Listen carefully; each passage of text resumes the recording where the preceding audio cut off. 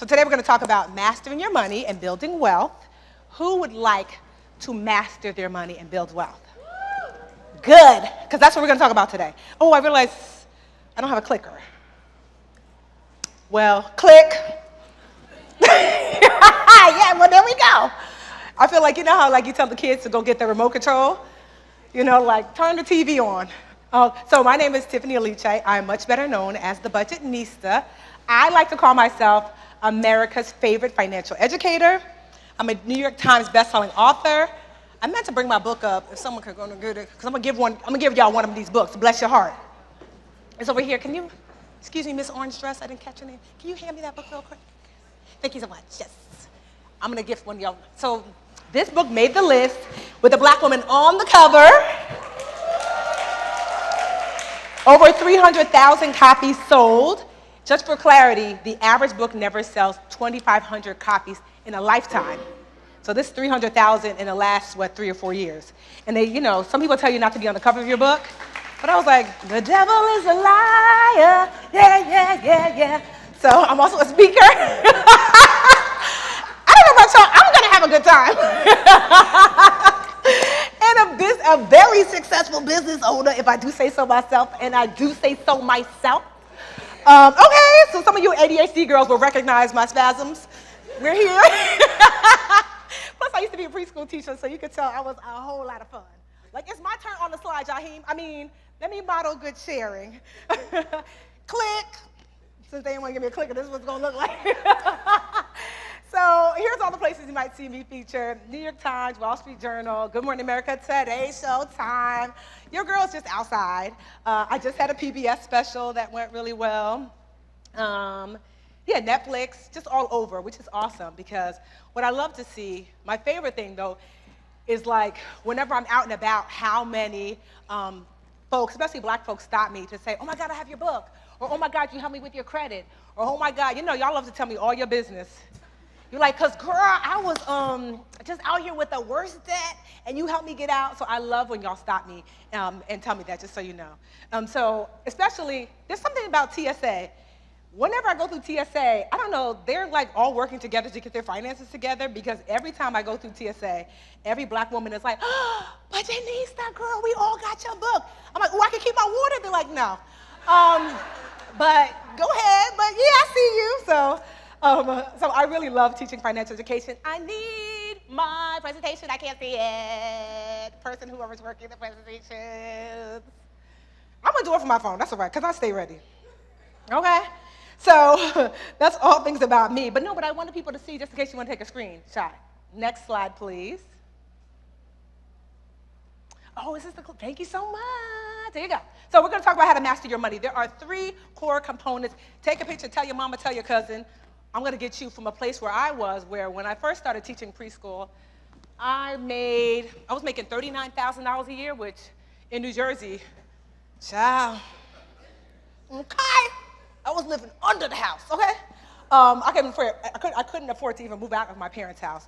And now, you know, I mean, my take home, if I'm being candid, is way more than that monthly. And I'm not talking about in business, I'm talking about take home Tiffany. You know, so it is possible to grow wealth for yourself while not giving up integrity, while not being out of alignment, because that's critical for me. You know, while also having rest, because rest is resistance, and we are owed and due rest, so it is possible, okay? This is church, okay? Okay. Now, here's the 3-step approach. Earn, manage, protect. Let me hear you say earn. Let me hear you say manage. Let me hear you say protect. Okay, A+++. Y'all who are late, D. No, just don't. I'm teasing. So let's talk about earning. So the best place to start earning is where you currently work. Who here is currently employed? Reluctantly or otherwise. Okay? And so you have to see and ask yourself, how is it that I can get my current employer to pay me more? Or where I can make more money doing what I'm already doing. So I'll give you an example. So I have maybe like 15 people who work for me. 5 or 6 of them are full-time. And I have a woman on my team. Her name is Logan. Logan is amazing. And in 2023, I was having a really bad business year. And Logan came to me and said, Tiffany, I've been working really hard. Here's all the value I bring to the table. I would like a raise. I said, ooh, girl, me too, twinsies. We ain't got it. Because we didn't. 2023 was a really hard year in business for a lot of folks, and for me. And so I just remember being like, well, what am I going to do? Because Logan is so valuable. So how do I pay her more without putting the business in jeopardy? And then Logan asked, and then someone else asked, and someone else asked, and I have such a good team. But when you bring value to the table, people make a way. And so I thought about it, I spoke to some of my mentors, and one of them said, like, do you have I had a bonus pool already, but we used to do it, well, we would have a bonus at the end of the year. And they were like, well, what about if you create a bonus pool and where they can get paid like I get paid? So here's how I get paid as an owner. So as an owner, I have a set base salary. So I'm gonna talk numbers. I know black folks talk like, ooh, ah, ooh. When it comes to salary, we should talk about numbers, right? We should. So I have a set base salary. My set base salary is $180,000. Yet my take home by the end of the year is 7 figures. Did you hear what I said? Okay. Take home 7 figures. Sometimes multiple 7 figures if the getting is good. Here's how. My base salary, 180. I get that no matter what. That's my salary as CEO of my business. And it has to be a reasonable salary based upon the size of business that I have. Some of you are like, yes, I see, sir, okay. Right? And so my business is fluctuates between, it is peak, I made 8 figures, $10 million. That was 1 year. We hit a lick during COVID. You know, I knew it wasn't gonna last. I said, but we hover around between $4 to $5 million, right? Which is a cute little coin. And so my base salary based upon that, the minimum I can take is 180. And so that's what I took. That's what I take, 180.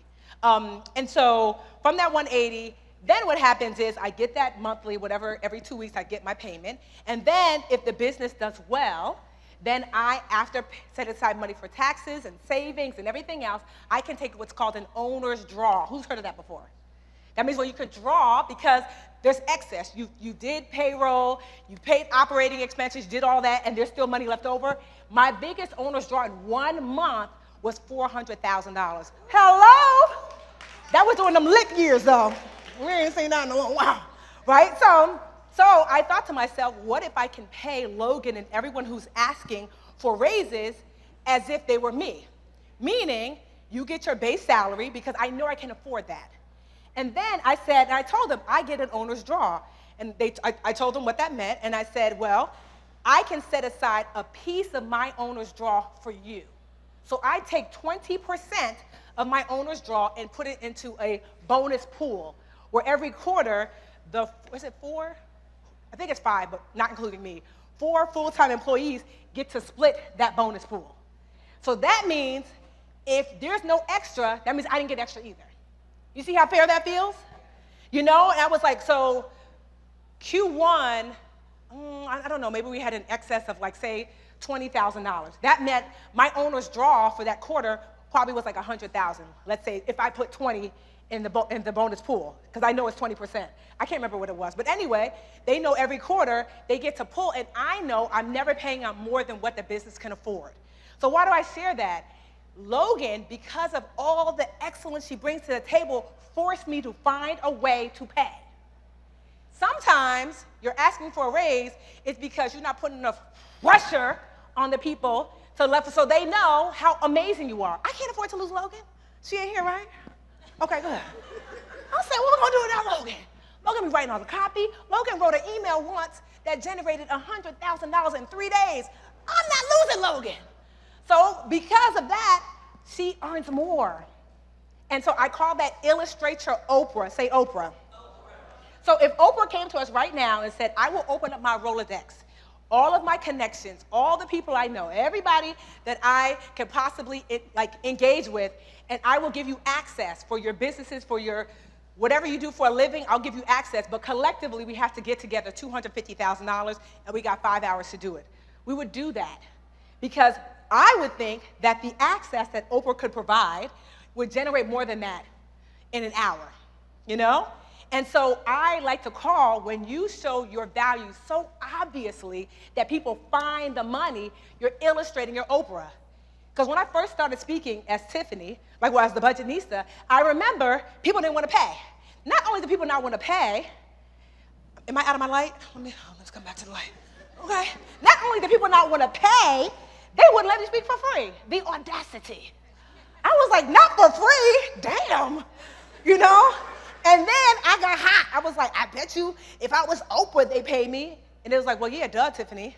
If you were Oprah, they would pay you. Then I was like, wait, I bet you if I was Oprah, they would pay me. How do I illustrate my Oprah? How do I show my value so much so that they come up with the money? And so that's what I've been doing ever since. And so if you want to earn more, you have to illustrate your Oprah. Especially black women, we tend to grind behind the scenes, do all this excellence, and be like, they gonna see. They're not gonna see.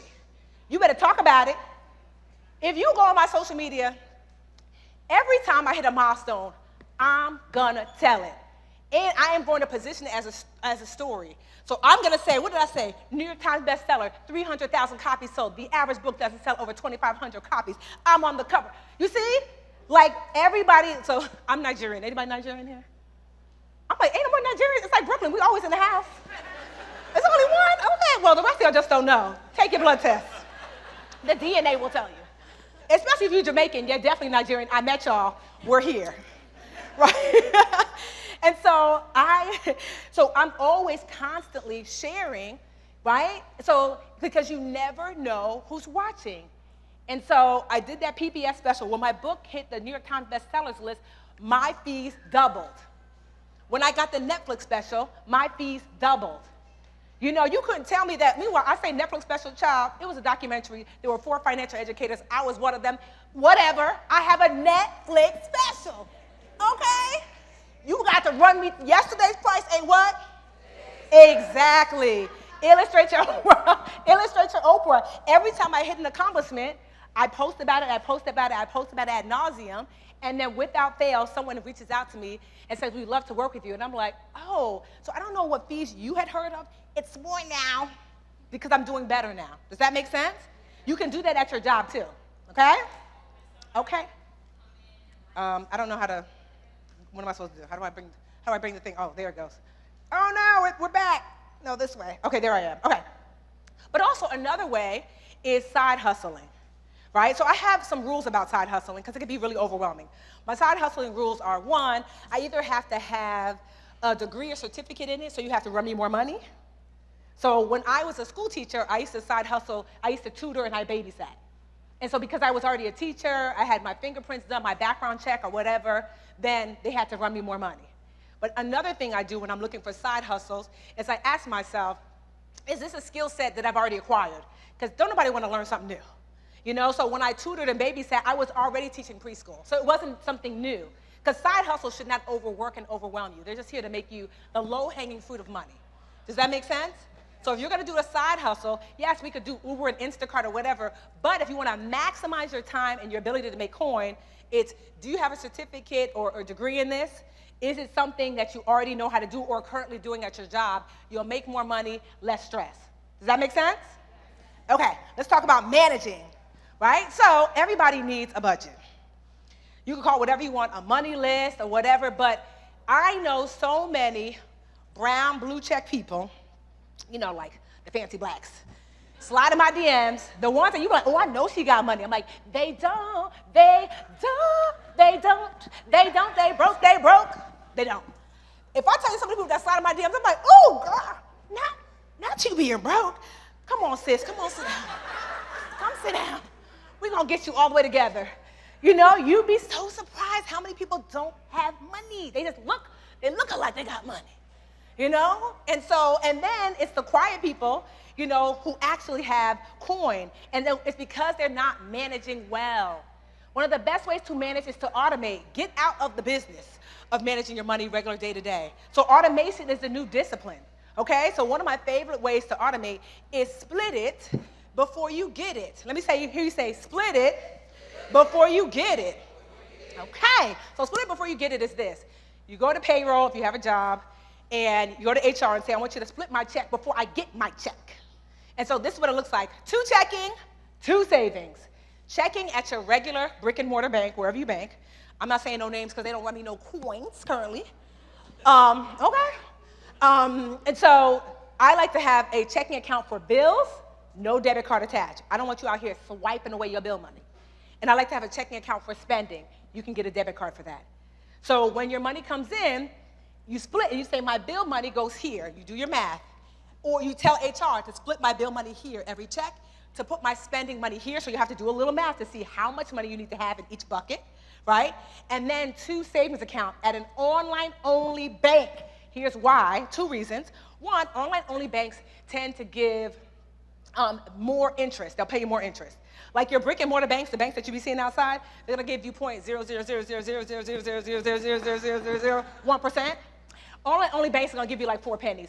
Better than nothing, you know? And so because they don't have the brick and mortar like buildings to like have to pay for because they're online.